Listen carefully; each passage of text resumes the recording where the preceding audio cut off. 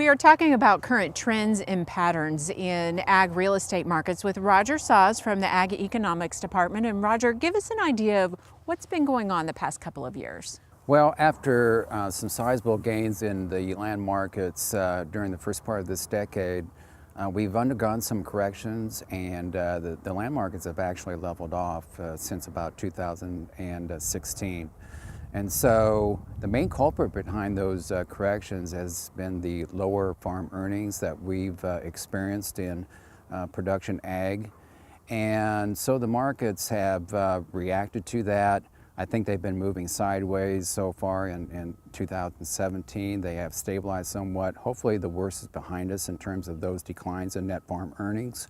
But the markets right now are digesting that. They're thinking, well, maybe is that the new norm, or is that an aberration? So I think right now we're sort of in a holding pattern, just waiting to see what happens next.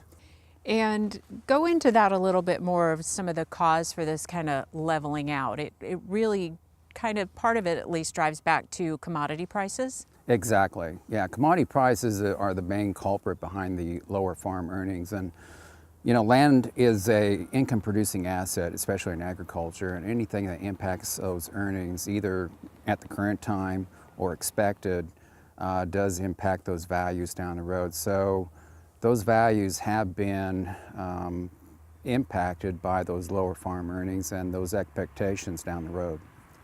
What do you think we're going to see in the next couple of years? Well, you know, farmers and ranchers are the major players in the markets in terms of the buyers and sellers. So, you know, when they're reluctant to buy because of a variety of reasons, it could be tight operating margins, it could be their balance sheets aren't quite as strong as what they used to be, and of course the lower commodity prices. That does impact the real estate markets. And I think that you know, there won't be much of a turnaround in these land values until we have a rebound in commodity prices. And so the markets right now are trying to balance the good news and bad news, and unfortunately I think there's more bearish news in the markets right now due to the subdued commodity price environment, and that continuation down the road, at least as the markets see it right now. For folks who are wanting to do some research and kind of look up their own information, you say go to some trusted sources, and you have some in mind.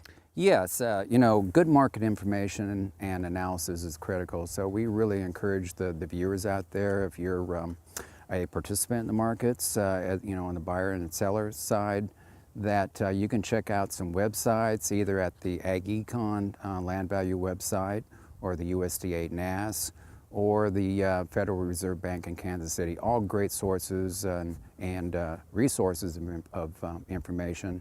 I think they all give a good perspective on current trends and patterns, and I think using those as some additional information, you can base your decisions as a participant in the market, I think, a little better that way. Okay, thanks a lot, Roger. And for a link to the websites that Roger mentioned, go to sunup.okstate.edu.